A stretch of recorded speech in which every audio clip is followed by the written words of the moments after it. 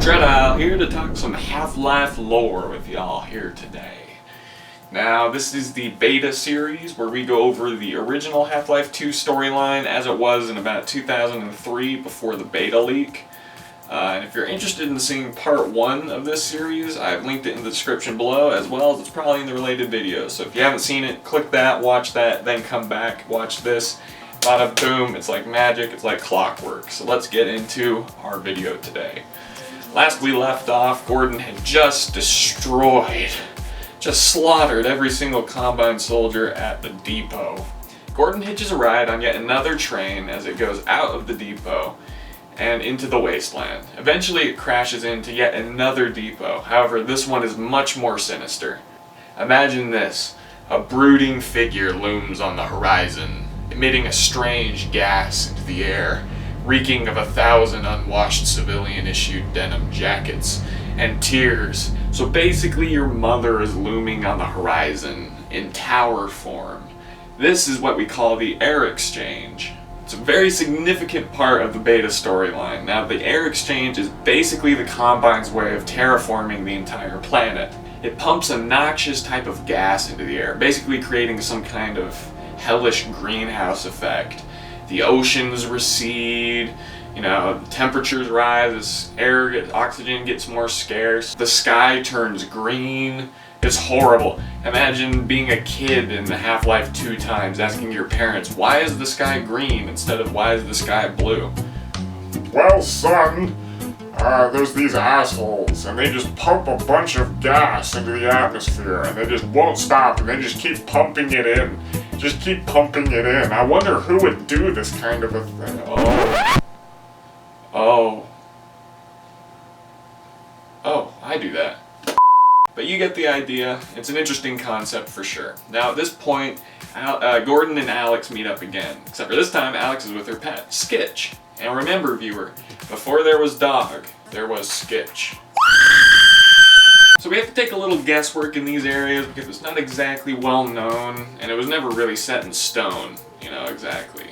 But supposedly, you, Alex, and Captain Vance, who's in charge of the conscripts, which is basically the Resistance in the beta storyline, battle Combine forces at the air exchange for a while, until they send you in to sabotage the main reactor core in the center of the air exchange. Kablamo!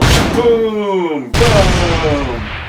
Basically, as you destroy the reactor core, it signals the uprising in City 17, just as it did when you destroyed the teleporter in Nova Prospekt in the original Half-Life 2 game. Interesting factoid about this sequence is it was essentially recycled for on top of the Citadel when you're destroying the dark energy reactor. That was all supposed to be in the air exchange, but instead it was put at the end of the game in retail.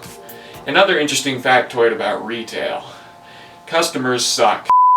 Like I said, detail's a little fuzzy here, so we gotta take a little guesswork. As far as we can tell, as soon as the air exchange was deactivated, Alex and Gordon probably get separated somehow, and Gordon receives instructions to meet up with our seafaring captain Odell on the shores of the air exchange to get in his ship, the Hyperborea, to meet up with Helena Mossman, who is the commander-in-chief of the Kraken base facility. Starting with the Hyperborea, Gordon and Odell get on the boat, and of course something goes wrong. We're not exactly sure, but we can assume some kind of ambush, or who knows what, because the ship is suddenly filled with stalkers and head crabs and all kind of monstrosities and, mean bosses and who knows what else.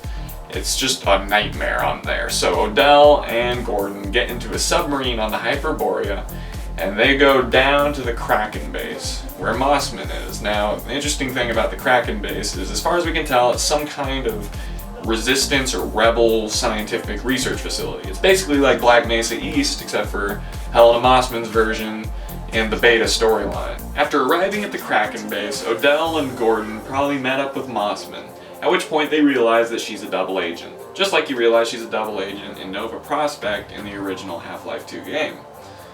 Now at this point, we have to take a little guesswork as well, because we're not exactly sure what happens, but I think I can connect the dots a little bit here. When Mossman comes out as a double agent, what we can tell is that she unleashes a bunch of stalkers and manhacks and who knows what upon the facility to try and stop you and Odell. from getting her as she teleports herself back to the Citadel to meet back up with the Consul, which is basically Breen. So you and Odell are stuck down there, you guys are trying to escape. And one of the weird things with these next few chapters in the beta storyline is that the way Gordon gets to the next few chapters is really fuzzy. Like, Gordon is supposed to go to some weather control facility after this, but that was cut from the game.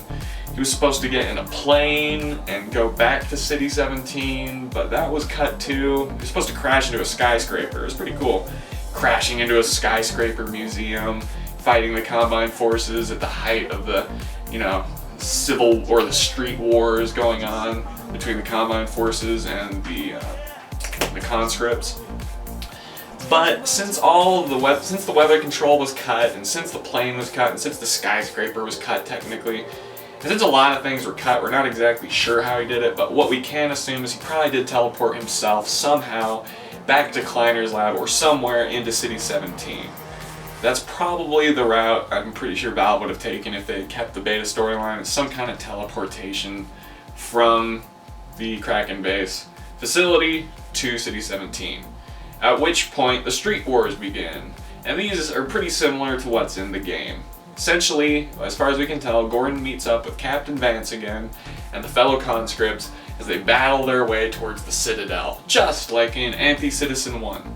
And in fact, a lot of the levels that were created for the Half-Life 2 beta storyline are in the retail release of the game. And here's a few examples, cool levels, and you can definitely tell when you reach them. They have a certain feel to them, a feel that I like. After battling through the Combine forces and fighting gunships, as seen in all the E3 footage from 2004, Gordon reaches the Citadel, gets to the top, at which point he confronts Helena Mossman, the traitor, as well as the Consul, and Alex. At this point, we can assume that the events of the Half-Life 2 storyline ending are the same as the Half-Life 2 beta storyline ending, where the Consul dies, you get Alex back, technically, or something along those lines, and Helena Mossman is lost or killed or who knows what. But just as the beginning of the Half-Life 2 storyline is pretty similar to the Half-Life 2 beta storyline, where it begins with a train, we can be pretty sure that the end of the Half-Life 2 beta storyline ends with some kind of dark energy explosion reactor thing. So, that's that. So, my little Overwookiees, that concludes our Half-Life 2 beta storyline summary. And if I left anything out, anything you want to add, any questions you have, any suggestions for videos, please leave that information as a comment down below. I'm sure both me and the rest of the viewers would love to read it and discuss it with you. And as always, I got a lot of this information from different sources, including the Combine Overwiki. If you're interested, you can go there as well. I'll link that in the description below. And I think that pretty much covers it. So, thank you for watching, and I have another video coming up here soon. So stay tuned for that. Kudos, guys.